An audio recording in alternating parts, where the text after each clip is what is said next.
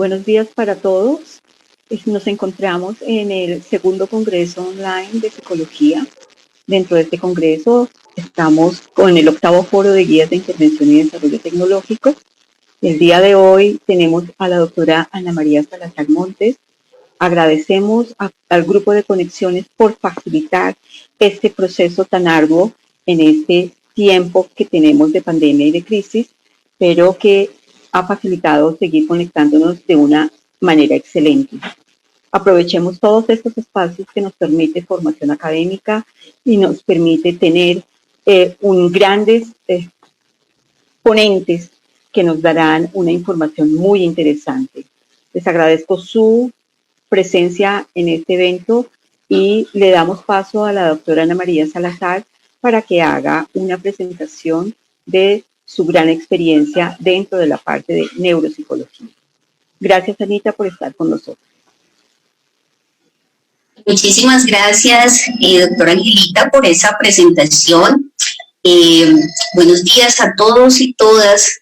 Estos espacios a mí me encantan, me parecen buenísimos, no solamente por el conocimiento que se genera, sino por una construcción mutua y un acercamiento, ¿cierto?, de la comunidad de psicólogos y de otros profesionales. Entonces, muchísimas gracias de verdad por esa invitación.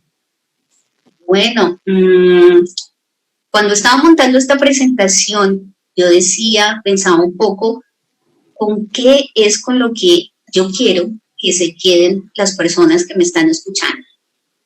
Y entonces decía yo, bueno, algo fundamental con lo que quiero que se queden es con la sensibilidad de lo que implica el tema que vamos a tratar hoy. Y por supuesto, claro que sí, la experiencia académica, el conocimiento que se generó a partir de hablar y de investigar sobre este tema tan interesante. En ese sentido, quisiera comenzar hablándoles acerca de algunas experiencias que son las que han motivado y han nutrido que se dé como resultado un libro tan bonito como es la generación de una guía de práctica clínica psicológica encaminada hacia el apoyo a los profesionales de la salud en ámbitos de la evaluación, pero por supuesto también de la intervención de cuidadores familiares, cuidadores informales de personas mayores dependientes. En mi quehacer clínico, siempre hay familias que le están preguntando a uno muchas cosas. Doctora, ¿yo qué hago? Que es que mi papá no me quiere hacer caso, quiere seguir manejando y ella no ve bien y de pronto ocurre un accidente. Doctora, ¿qué hago? Que se está portando mi mamá muy agresiva y entonces me grita y me dice cosas. Doctora, ¿qué hago? Que no se toma el medicamento. ¿Cómo hago para que se lo dé? ¿No? Se generan un montón de preguntas que uno ve realmente que angustian a estas familias y que aunque pareciera que la respuesta es muy sencilla, la verdad es que no. Al momento de enfrentarse a uno con esos pequeños detalles del día a día, pues la experiencia se vuelve abrumadora. Una de las experiencias que a mí más me marcó y que más me motivó a escribir sobre cuidadores es la experiencia de la esposa de un tío abuelo mío, que ya falleció hace algunos años. Esta mujer, una mujer que es hoy en día una mujer muy valiente, ha sido toda su vida una mujer muy fuerte. Ella cuidó durante 10 años a su esposo. Su esposo tenía Alzheimer, mi tío abuelo tenía Alzheimer. Y durante esos 10 años yo vi cómo duró mucho tiempo negando la enfermedad, cómo se dedicó a cuidarlo pues de corazón, con todo el tiempo. No recibió mucho apoyo por desconocimiento de la familia y porque ella tampoco pues quería recibir ese apoyo. Y vi cómo en esos 10 años, tanto mi tío abuelo fallecía por su enfermedad crónica, como ella también moría en vida con él mientras lo acompañaba en su cuidado. Cuando su esposo fallece, cuando mi tío fallece, queda una mujer que en su aspecto físico reflejaba unos 10 años más de su edad, un brazo paralizado porque por hacer muchos esfuerzos se habían roto sus ligamentos y pues ya ese brazo estaba casi inservible y sin un proyecto de vida, afrontando su envejecimiento. Entonces, yo pensaba, bueno, esta historia que parece compleja, pues no es la historia solamente de la esposa de mi tío, es la historia de muchas personas que pueden estar en este proceso de cuidar y no saber cómo enfrentar.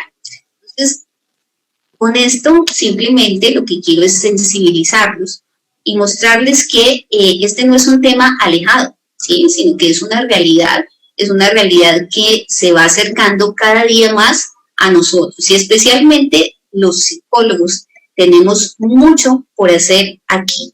Bueno, ¿por qué hicimos esta guía aparte de esa sensibilidad y de estas historias que han marcado un poco esta experiencia, ¿no? Desde lo humano?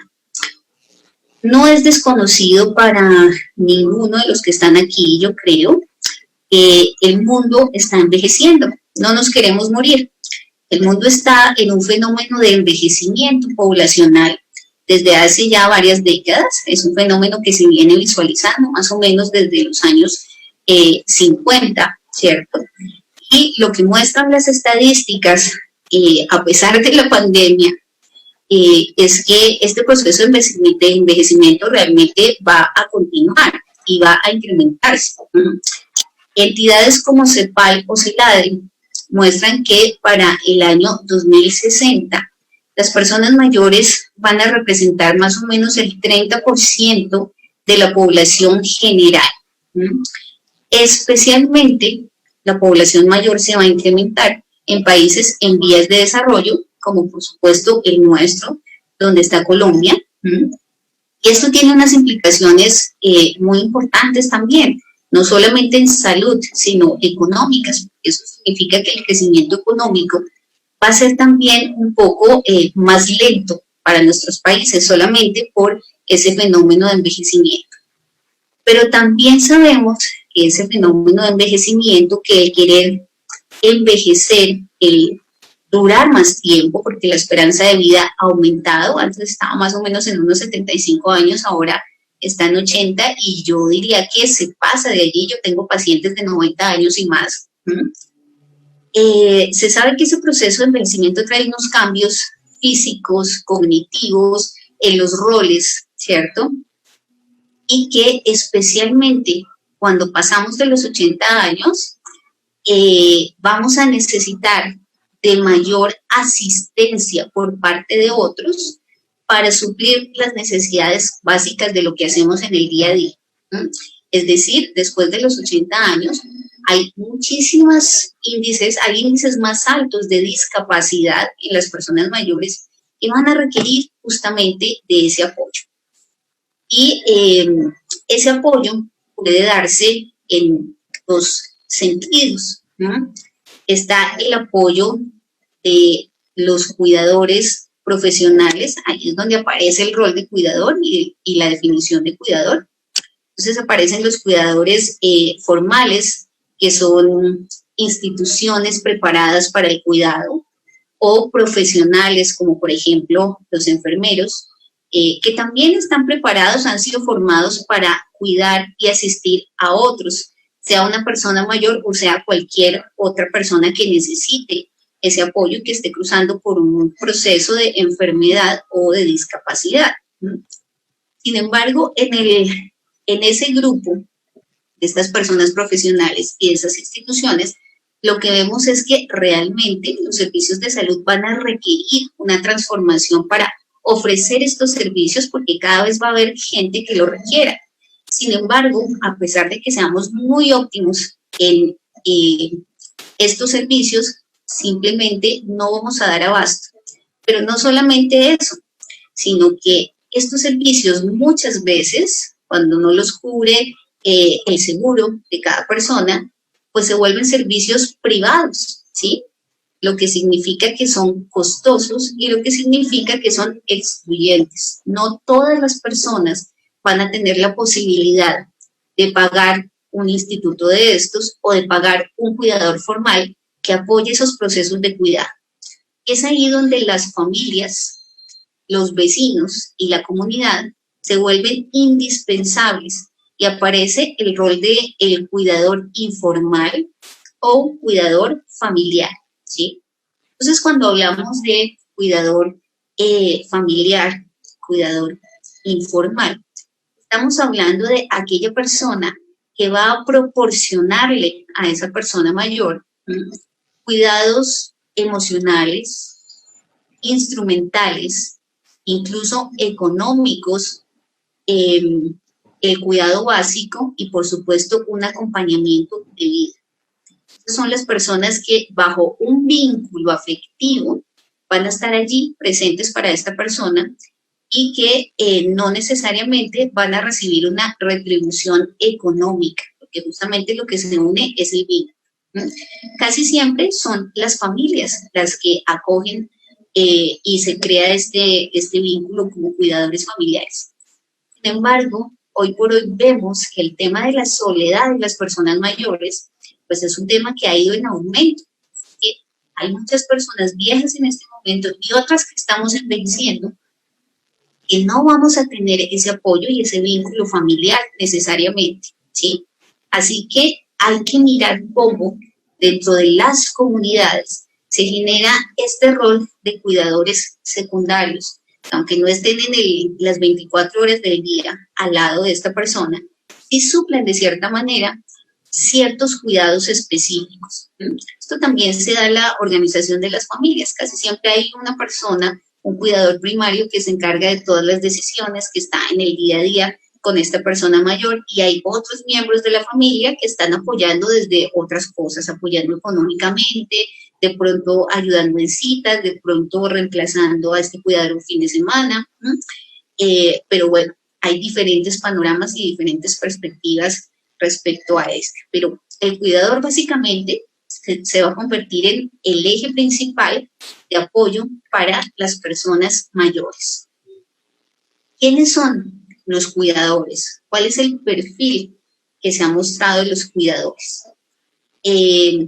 Claro, hay variaciones, lógicamente, por regiones en la descripción de quiénes son los cuidadores. Sin embargo, la mayoría de los estudios apuntan a que sigue siendo un rol que es casi que exclusivo de las mujeres. El estudio SABI aquí en Colombia mostró que los cuidadores, el 89% de su muestra eran mujeres. Entonces eso muestra una marcada tendencia del rol femenino frente al cuidado.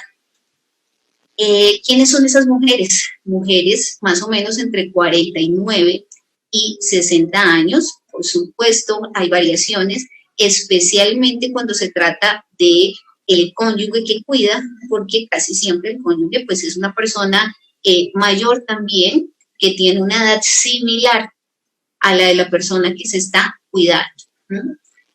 Estas mujeres, entre esas edades, inician su proceso de cuidado mayormente haciendo otras cosas, trabajando en otras cosas, pero terminan con el tiempo renunciando en su trabajo o reduciendo la carga laboral para dedicarse casi al cuidado. En promedio, un cuidador, cuando ya hay una dependencia grande, porque esto va a variar lógicamente de acuerdo a las necesidades de cada individuo, cuida a otra persona 10 horas al día, que significa un trabajo de tiempo completo, ¿cierto? Y hasta mucho más allá de eso. ¿Qué nos está indicando un poco este perfil? Nos está indicando que nosotros debemos cambiar nuestra perspectiva de abordaje de cuidado, de abordaje de evaluación y especialmente de intervención de lo que puede acarrear como consecuencia el hecho de cuidar. Y son las mujeres, mayormente las que están ejerciendo este rol. Se sabe que tenemos unas vulnerabilidades específicas psicológicas. También se sabe que es posible que nos impacten ciertas enfermedades como la sobrecarga del cuidado, que ya les voy a hablar de ello. lo que significa que nuestras intervenciones deberían tener un enfoque de género, bien, ¿cierto? Basado en las necesidades de estas características específicas de quienes son cuidadoras, ¿sí? Bueno, ¿cuándo nos convertimos nosotros en cuidadores? Esa es una pregunta bien, bien interesante. La mayoría de las personas, antes de ser cuidadoras, no pensamos que fuéramos a ser cuidadores o no dimensionábamos, ¿sí?, que podíamos llegar a ser cuidadores y lo que eso implicaba. Especialmente porque a las personas a las que se cuida siempre se les vio autónomas. Entonces, es muy duro ver cómo una persona va cambiando su autonomía y cómo uno tiene que hacerse cargo de esos roles después de ver a las personas autónomas, cómo se mueven, cómo resuelven problemas y de pronto es uno el que empieza a asumir esas tareas. Es muy complicado para los familiares. ¿Cuándo nos volvemos entonces nosotros cuidadores? La mayoría de las personas no se dan cuenta que comenzaron a ser cuidadores, ¿sí?, sino hasta que alguien les dice, oiga, es que usted está prácticamente pendiente de su familiar X tiempo, ¿no? Cuando nuestro familiar empieza a tener necesidades específicas, ¿cierto?, de apoyo, especialmente instrumental, como, oiga, mijo, acompáñeme al banco que tengo que cobrar tal cosa, acompáñeme a hacer mercado, ¿sí? Uno ahí todavía no se da cuenta que uno está asumiendo un rol de cuidador, pero efectivamente uno está haciendo un rol de cuidador. Más que de cuidador, no podría definirlo como un acompañante, ¿sí? Pero esa persona ya está diciéndole a uno, estoy necesitando de usted, ¿sí? Me da miedo ir solo, ¿sí?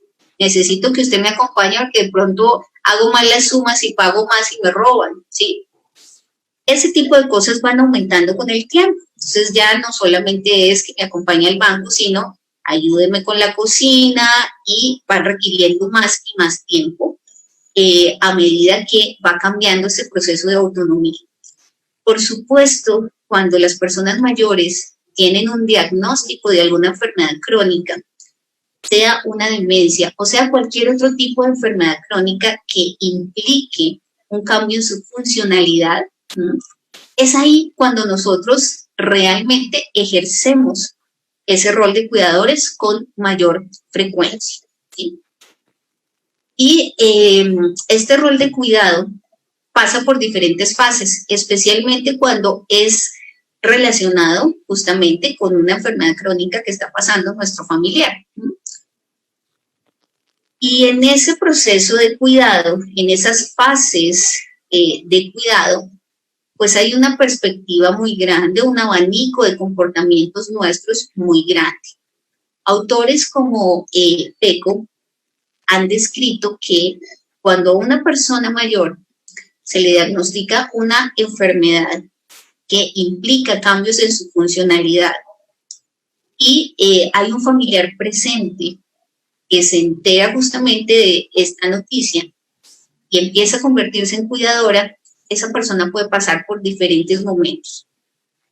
Esta autora describe que un primer momento puede ser la negación o la falta de conciencia de que nuestro familiar necesita apoyo y que está teniendo una enfermedad específica que le implica un cambio en su autonomía.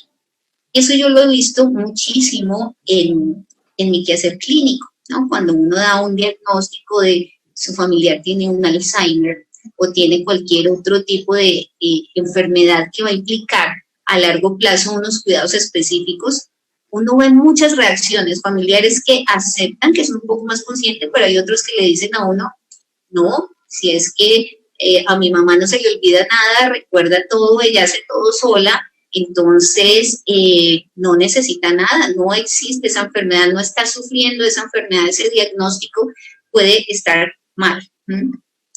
Sin embargo, si ese cuidador vive con la persona mayor, la perspectiva cambia porque le puede poner un poquito más cuidado y empieza a cambiar esa visión y empieza a ver que esa persona sí tiene fallos, que es uno de los aprendizajes que nos dejó, por ejemplo, la pandemia, ¿sí?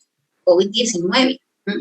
El hecho de que tengamos que estar en casa conviviendo con nuestras personas mayores, hizo que de cierta manera nosotros estuviéramos más pendientes y empezamos a darnos cuenta, oye, como que se repiten mucho las cosas, ¿no?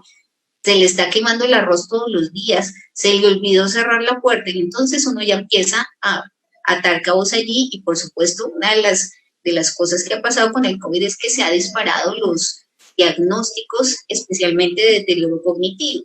Entonces hay una primera etapa para algunos donde aparece esa negación, ¿sí?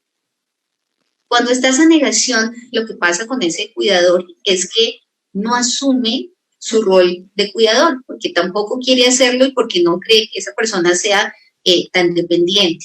Entonces hay unos choques, hay unos fallos hasta que por fin empieza a darse cuenta. Cuando comienza a darse cuenta de que sí, es posible de que su familiar esté enfermo, es posible de que necesite tanto apoyo, algunos familiares pasan a una segunda fase que es buscar la fórmula mágica, ¿no? Buscar la cura específica. Entonces empiezan a hacer ensayos y prueban el embrión de pato porque les dijeron que era muy bueno, el ginkgo biloba, bueno, una cantidad de cosas, que eso es lo que pasa en el día a día, ¿no? Que empezamos a buscar esa fórmula mágica para curar justamente a nuestro familiar, que hace parte también de esa negación. Pero se generan otras dinámicas diferentes bajo ese cuidado, porque yo estoy concentrado en hacer que mi familiar no avance, en curar a mi familiar. Y después de un tiempo, ya cuando veo que esa fórmula mágica no existe, ¿cierto? Allí es cuando empieza a asumirse un rol de cuidado un poco más responsable y más tranquilo. ¿Eso qué significa? Que hay una reorganización en el tiempo de esta persona cuidadora. Dentro de las familias hay una reorganización donde se asignan roles específicos, ¿no? Y finalmente pues empiezan a solucionar, podríamos decirlo así, o a manejar de una manera más efectiva estos procesos de cuidado. El psicólogo, dentro de su proceso de evaluación, ¿cierto? Si se da cuenta que el cuidador que está atendiendo está en alguna de estas fases, pues tiene todo por hacer, ¿cierto? Si están las dos primeras fases, pues hay un proceso de psicoeducación muy importante, porque entre más rápido sea ese cuidador consciente de lo que le está pasando a su familiar, más rápido va a reorganizarse y menos impactante va a ser ese cambio, ¿sí? Entonces estas fases del cuidado son muy importantes para que nosotros la tengamos en cuenta. Lo mismo en la reorganización y en la solución, aunque hay unos, digamos, acuerdos dentro de las familias que se generan, ¿no? De manera espontánea dentro de las familias, a veces no sucede eso y uno tiene que entrar a intervenir y ayudar un poquito. A veces pasa que la hija que ha vivido toda la vida con los papás y que nunca se fue de la casa o que se separó y volvió con los papás, solo por el hecho de vivir con los papás ya se asume, el resto de la familia asume que es esa la que tiene que cuidar a los papás. ¿Alguien le ha preguntado si es la que quiere hacer eso? No, ¿cierto? Pero los demás lo asumen, ¿sí? Entonces uno empieza a mirar cómo son esas dinámicas familiares para poder apoyar este proceso de cuidado y bajar el impacto que tiene el creerse uno cuidador, ¿no? Y ahí es donde aparece cuando hay un proceso ya efectivo de cuidado, aparece el término de sobrecarga del cuidador. Y aquí hay algo importante, y es que hasta este momento siempre hemos pensado que el paciente es la persona que se está cuidando, es la persona dependiente. Pero cuando aparece la sobrecarga, ahí nos damos cuenta que no, que tenemos dos pacientes en curso. La persona que se está cuidando, pero el cuidador se vuelve también un paciente, y un paciente al que hay que darle todo el apoyo del mundo, porque el impacto que puede generar el solo hecho de cuidar es impresionante. Entonces, ¿qué es la sobrecarga del cuidado? Es un estado psicológico agobiante para quien está viviendo ese proceso de cuidado y que es el resultado de la acumulación del esfuerzo físico que se hace del cuidado, de la presión emocional que se ejerce por el hecho de cuidar a un ser querido, ¿cierto?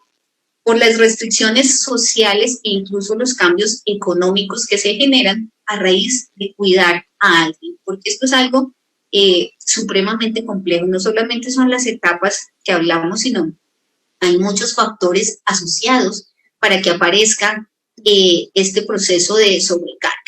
Entonces, cuando aparece este estado psicológico agobiante, ¿cierto? Pues hay una serie de consecuencias específicas en la salud de estas personas que están cuidando. Consecuencias en la salud física, que es lo que nos muestran los estudios que más se reportan. Se reporta con frecuencia que los cuidadores sufren de insomnio o de alteraciones en el sueño. Se reporta muchísima fatiga crónica, ¿cierto? Entonces, todo el tiempo las personas se sienten muy cansadas. Cefaleas o dolores en otras partes del cuerpo.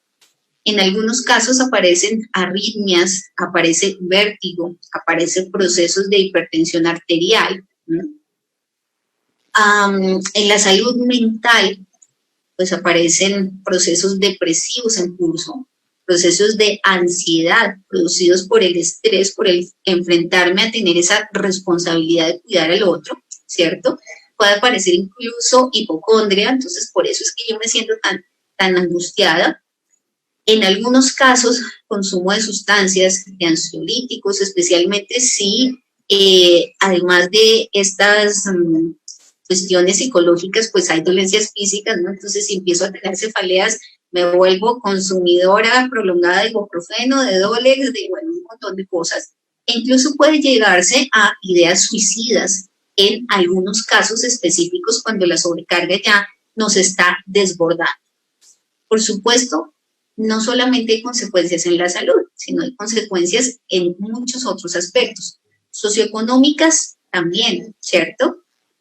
Algunas cosas del cuidado las asumen los seguros, ¿sí? Los centros de salud. Por ejemplo, algunos, cuando hay pérdida de control de esfínteres, pues donan los pañales o donan algún suplemento o algunas medicaciones. Pero no en todos los casos sucede eso, lo que significa que yo tengo que invertir más plata para ese cuidado.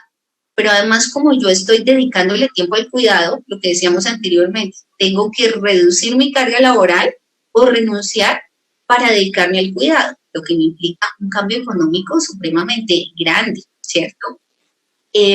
O en un escenario muy bueno, si esta persona mayor tiene una pensión, pues dejo de trabajar y nos sostenemos con la pensión de esta persona la que estoy cuidando, pero bueno, se generan muchísimos escenarios. En el estilo de vida, pues por supuesto que también, ¿no? Si yo ya siento que es mi responsabilidad cuidar a otro, dejo de salir con mis amigos, dejo de hacer cosas sociales que antes hacía, pues por dedicarme a ese proceso de cuidado, ¿no? Me voy el fin de semana, si no estoy viviendo con esa persona, me voy el fin de semana porque tengo que acompañarlo, porque tengo que mirar, tengo que supervisar. Entonces cambio drásticamente mi estilo de vida. Pero además de eso, aparecen muchos sentimientos que van a agrandar ese impacto del cuidar a otro. Como por ejemplo, cuando se da un diagnóstico de enfermedad crónica, hay un duelo anticipado. ¿Sí? El duelo anticipado es, te dieron un diagnóstico de Alzheimer, uy, va a durar poco tiempo, se va a morir, y uno empieza con esa angustia, hay un duelo anticipado. Pero no solamente el duelo de pensar en que la persona que yo estoy cuidando va a fallecer, sino también un duelo con respecto a mis propias actividades. Cuando ya llevo unos 2, 3 años cuidando, entonces ya empieza a hacerme falta el hecho de salir a la calle, hacer vida social, ser más dependiente económicamente como lo era antes de cuidar a esta persona. Entonces hay un doble duelo. Duelo por la persona que se cuida y duelo con respecto a mi propio estilo de vida. Hay algo que se presenta muy frecuentemente, que es una ambivalencia afectiva, ¿sí? Esta ambivalencia es una de las cosas que más impacta psicológicamente y que más hace que aparezca sobrecarga. Muchas personas, cuando empiezan ese proceso de cuidado y empiezan a sentirse cansadas, tienen ideas relacionadas con la muerte de su familiar, ¿no? ¿Qué pasaría si falleciera prontamente, ¿no?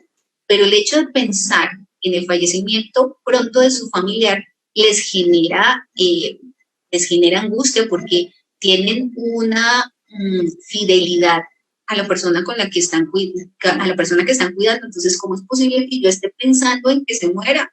No, pero ¿cómo así? Pero sería un gran alivio que se muriera, porque miren todo el proceso que yo llevo, ¿no?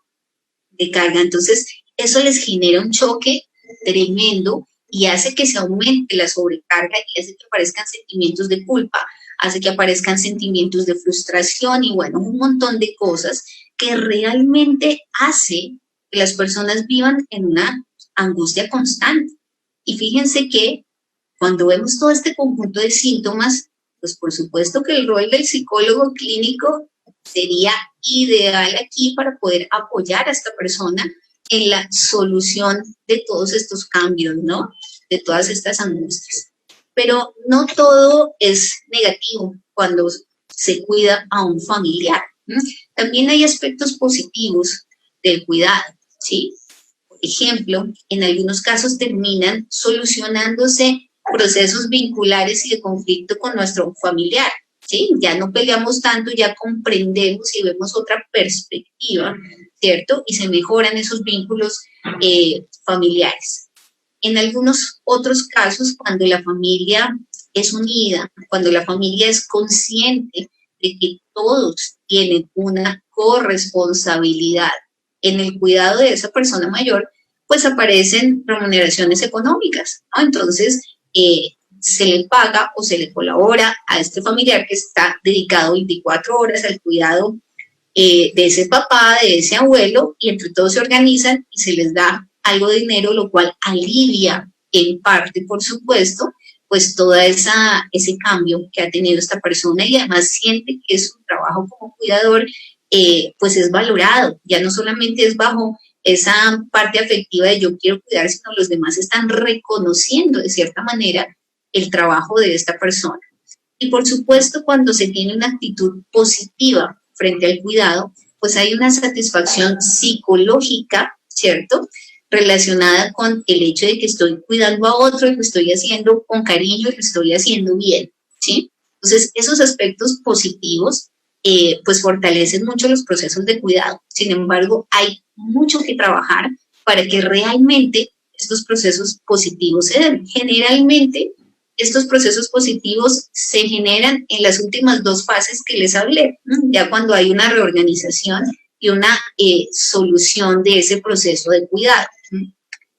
Entonces, bueno, básicamente, esta es como la introducción del tema para que ustedes tengan una idea de la complejidad que requiere un proceso de cuidado, ¿no? Ahora hablemos un poco acerca de la guía.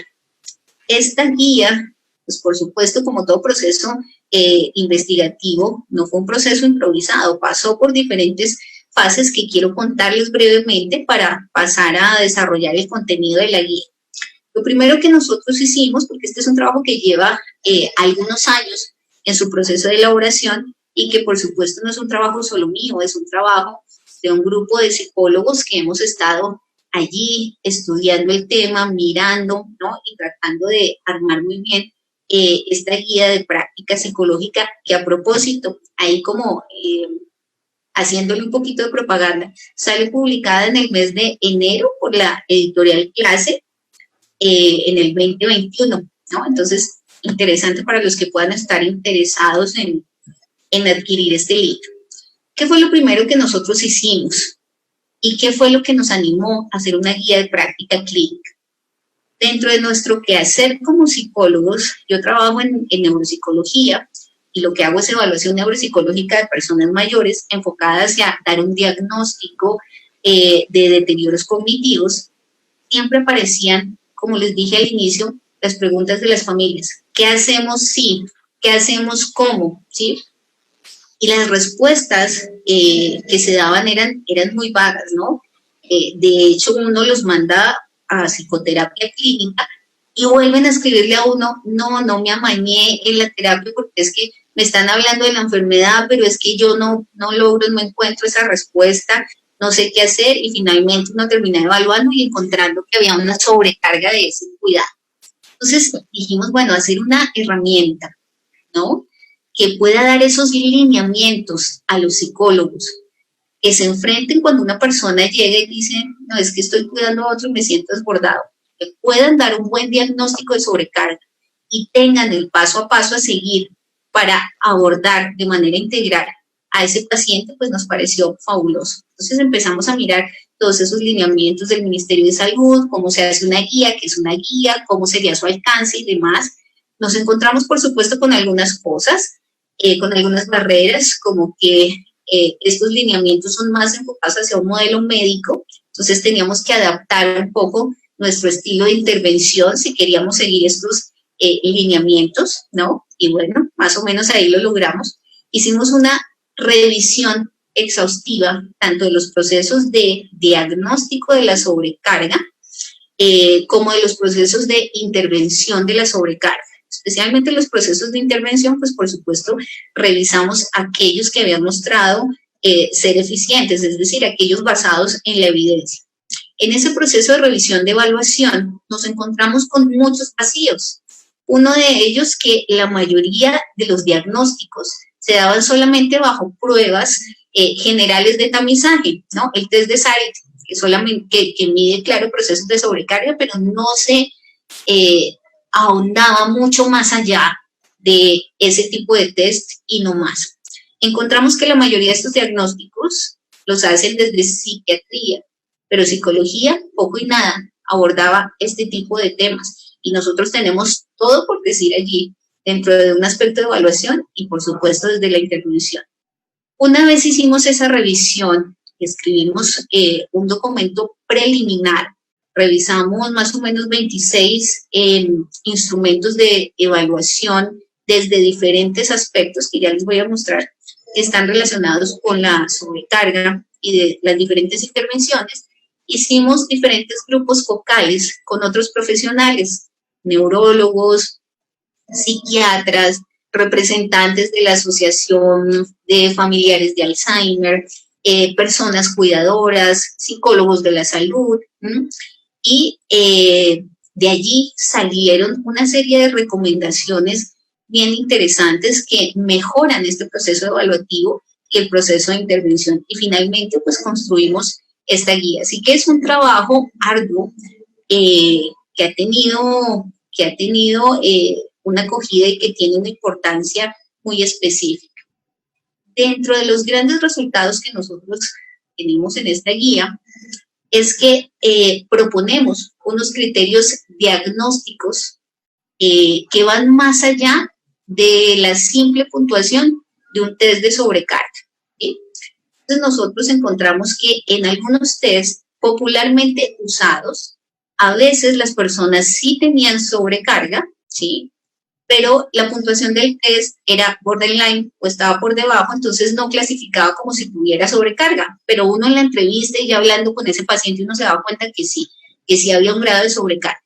Entonces, dentro de esos criterios diagnósticos nosotros proponemos, uno, que haya una queja recurrente de fatiga o de dolores físicos, ¿cierto?, por parte del cuidador, ¿sí?, y que esa fatiga, esos dolores físicos, pues por supuesto sean relacionados con el quehacer de cuidado, que no existieran antes de ejercer ese rol de cuidado. Un segundo criterio, que sea la manifestación de sentimientos relacionados con no recibir apoyo suficiente, con el tener una mala percepción del cuidado, ¿sí?, pero que sea realmente una queja que ellos están proporcionando. Que haya síntomas, no necesariamente en curso una ansiedad o una depresión, pero sí que haya la identificación de síntomas que sean evaluados de forma objetiva de ansiedad o de depresión, y por supuesto que en las escalas relacionadas con sobrecarga del cuidador, pues esté una puntuación alta, una puntuación borderline, o que esté entre los 5 puntos por debajo de esa puntuación borderline. Decidimos este criterio por lo que les estaba diciendo anteriormente. A veces, al aplicar estas escalas, algunas personas punteaban por debajo o muy en el borde, se descartaba la sobrecarga, pero al hacer un buen proceso de evaluación en la historia clínica uno se daba cuenta que sí había muchos elementos de un proceso de sobrecarga. Y este fenómeno se da porque las personas a veces no estamos acostumbradas a decir qué es lo que estamos sintiendo, o por esa ambivalencia emocional de las que les hablé anteriormente, ¿no? Entonces, ¿cómo me voy a quejar yo? ¿Cómo voy a decir que es que está siendo para mí una carga cuidar a mi papá, a mi abuelo? Entonces mejor no lo digo, o digo que no me impacta tanto, ¿no? Y eso pues influye, por supuesto, en esas puntuaciones. Otra de las grandes resultados que tenemos de esta guía es que propusimos una ruta específica para dar con un buen diagnóstico y, por supuesto, de un proceso de atención para la sobrecarga de cuidadores. Y aquí nos llamó la atención algo bien interesante, y es que fíjense que a pesar de que es una enfermedad prevalente dentro de los cuidadores, dentro de los criterios o de los códigos CAPS del Ministerio de Salud, pues no se contempla, ¿sí? A la mayoría de los profesionales les toca pasar, cuando sospechan que hay una sobrecarga, los pasan por códigos de depresión o por código de otro tipo de cosas, pero no por sobrecarga, porque no existe como tal. Y pues eso es una falencia que debemos ir mejorando y que tiene que proponerse. Entonces, ¿qué decimos nosotros con esa ruta? Generalmente, no es el psicólogo el que empieza a evaluar la sobrecarga. Casi siempre comienza con que las personas le dicen a los médicos tratantes de su familiar, ¿sí? Entonces, ese es el primer punto. Esta persona debe remitir al psicólogo o debe aconsejarle a esta persona que vaya al psicólogo. Una vez vaya al psicólogo, solamente con la queja de sentirse un poco abrumado, el psicólogo debe proceder a activar la ruta de evaluación para mirar si hay un proceso de sobrecarga. ¿Cómo se hace? En un proceso normal de entrevista, pero especialmente con mirar los criterios que nombramos anteriormente para saber si sí es posible que tenga esa sobrecarga o no. Si cumple con al menos 3 de los criterios que nombré anteriormente, se sigue un proceso de evaluación mucho más formal, ¿cierto?, donde se va a evaluar de manera integral diferentes aspectos de esa persona. Por ejemplo, procesos de autoeficacia, hábitos de vida, habilidades de cuidado, funcionamiento familiar, depresión, ansiedad, bueno, todos los aspectos que ustedes ven allí en ese cuadrito. Y evaluar todo esto es muy importante porque el tratamiento abarca cada uno de estos aspectos, ¿sí? Algunas personas simplemente con tratar su ansiedad ya mejoran, otros simplemente con darles psicoeducación y entrenamiento para estrategias de cuidado ya mejoran. Pero hay otros tantos que lo que necesitan es una psicoterapia individual para mejorar el vínculo afectivo, y solo con eso ya empiezan a funcionar mejor bajo su rol de cuidado. Entonces, una vez uno hace ese proceso de evaluación completa, ¿cierto?, uno hace un análisis funcional para mirar cuál es la prioridad de lo que yo tengo que trabajar con esa persona, y empezamos un proceso de intervención específica. Dentro de todo este proceso de evaluación, algo que es muy importante es mirar los factores de riesgo y protección de estas personas, porque van a ser parte del perfil para decir, uy, este es un buen candidato, posible candidato más bien para que tenga sobrecarga o no. ¿Cuáles son esos factores de riesgo? Mala salud física o mental presente y además antes del cuidado, la edad, ¿sí? A mayor edad, o más bien pasarse los 49 años en adelante, es un factor de riesgo para tener más sobrecarga. El ser mujer soltera, viuda o estar sola, no tener muchos apoyos, no tener apoyo familiar por parte de otros hermanos, ¿sí? Tener pocas habilidades con respecto al cuidado y desconocimiento de la enfermedad, y por supuesto tener un mal vínculo, un mal vínculo afectivo con la persona que se está cuidando.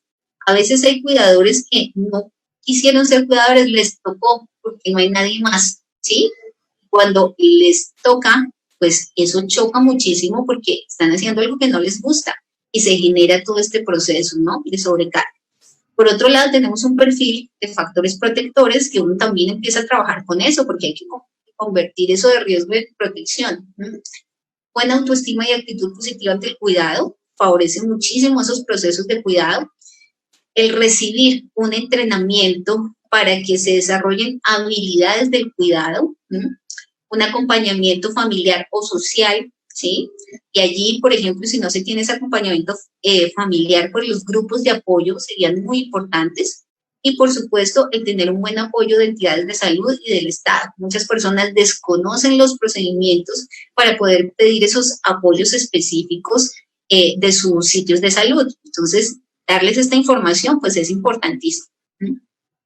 Respecto al tratamiento, ¿qué proponemos nosotros en nuestra guía? Por supuesto, hay recomendaciones larguísimas con respecto a cada uno de estos aspectos, pero lo que mostró nuestra revisión basada en la evidencia y además los grupos focales entre los diferentes actores de la guía, es que lo que más ha impactado positivamente a los cuidadores, pues es darle una educación general a esa persona acerca de la enfermedad para que aprenda a identificar que es un síntoma asociado a la enfermedad y que no es, porque muchos, no, es que es terco, es que no me hace caso, resulta que eso hace parte de su proceso de enfermedad, ¿no? Entonces, se genera un conflicto porque es que no le hace caso, porque, bueno, un montón de cosas. Entonces, educar a las personas en la enfermedad, eso es importantísimo.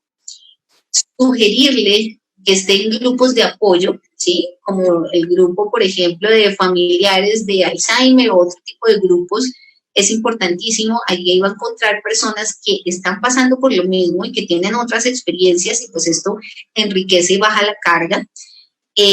Aquí el uso de TICs es importantísimo porque, claro, como esta persona no puede salir de casa mucho tiempo por estar cuidando, ¿cierto? El tener encuentros virtuales y demás se convierte en una herramienta positiva para estas personas, para no sentirse tan aislados.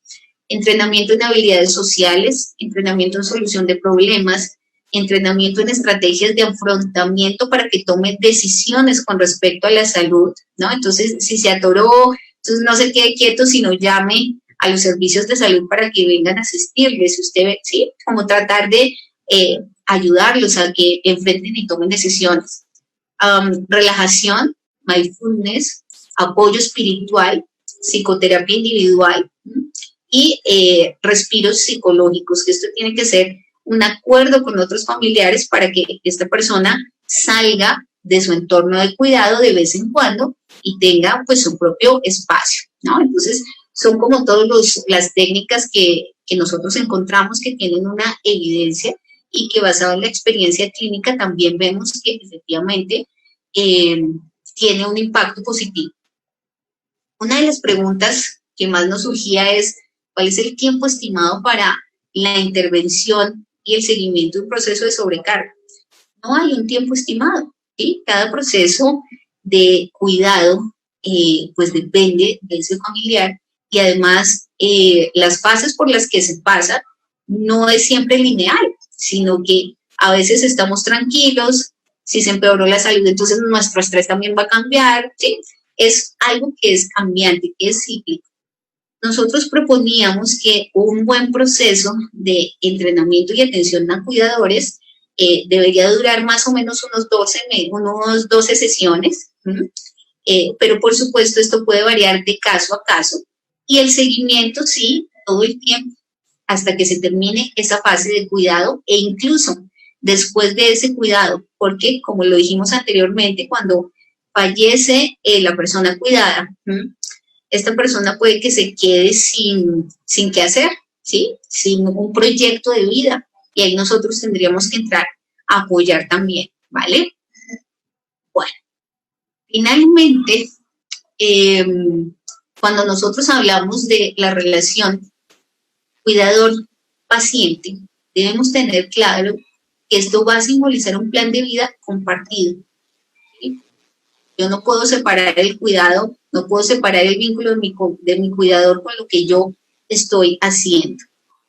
Y esto, entender que esto es un plan compartido, implica que los profesionales de la salud, especialmente los psicólogos, también nos replanteemos en cómo estamos entendiendo esta relación de cuidado y cómo podemos abordarla de una manera mucho más efectiva. Bueno, eso era lo que quería contarles acerca de los resultados que hemos tenido con respecto a esta guía de práctica clínica. Bueno, doctora Ana María Salazar, muchísimas gracias por la presentación. Hay algunas preguntas que queremos realizarle.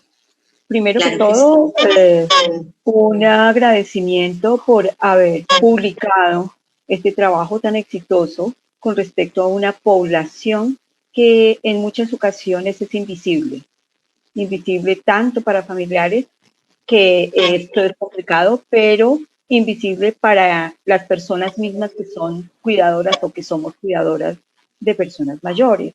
A veces no nos damos cuenta toda la carga que se puede tener en un proceso de cuidado a un adulto mayor que presenta algún tipo de complicaciones en salud o incluso que no presenta ningún tipo de condición de enfermedad, que son pocos los casos, ¿no? Dentro del proceso, una pregunta con respecto a la guía es la oportunidad que da a los profesionales de conocer diferentes instrumentos de evaluación. Sin embargo, la propuesta es que se evalúe todos estos aspectos del cuidador. Con base en la experiencia, es posible trabajar con algunos y no con todos los instrumentos. Sí, claro que sí. Es igual que en un proceso clínico normal de cualquier otra patología, ¿no?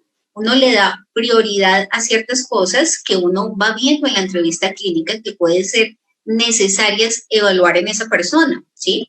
Si yo tengo, por ejemplo, un cuidador que viene diciendo me siento agobiado, pero en la entrevista me dice no, me siento agobiado, pero todos mis hermanos me ayudan, estoy recibiendo apoyo económico, tal, pues yo no le voy a aplicar algo de redes familiares porque ya sé que tiene unas buenas redes familiares y que esa es su percepción, sino empiezo a mirar otro tipo de cosas. Ahora, sí es necesario que se haga un proceso de evaluación integral, claro que sí, y que se miren diferentes aspectos, claro que sí, pero esto va a variar y va más a la decisión del clínico con respecto a las características que esté mostrando pues nuestro cuidador, a la condición que esté mostrando nuestro cuidador. El trabajo interdisciplinario también es importantísimo, ¿no? Si me está reportando cefaleas, vértigos y demás, pues yo tengo que remitirlo a un médico para que apoye también este proceso, ¿no? Entonces, es básicamente el mismo proceso que se hace en cualquier otra condición clínica. Gracias, doctora Ana María. Hay otra pregunta. Dentro de la guía, ¿han tenido en cuenta aquellas personas que o no tienen familia o su familia no les interesa estar acompañando al cuidador? Simplemente es casi que un abandono doble, tanto de la persona adulta mayor como del cuidador familiar que no tiene en ningún caso un entrenamiento que le permita manejar esa situación con algún tipo de facilidad. Bueno, desafortunadamente, tal cual como viene la pregunta, sí hay un proceso de envejecimiento de algunas personas que no tienen una familia que pueda suplir este apoyo familiar. Entonces, si ustedes vieron dentro del inicio de esa clasificación de cuidadores, nosotros hablábamos de unos cuidadores secundarios que no solamente son de la familia, también pueden ser vecinos, también pueden ser otras personas cercanas a la persona mayor, que aunque no se van a dedicar el 100% a ese cuidado, sí van a suplir ciertas cosas, ¿no?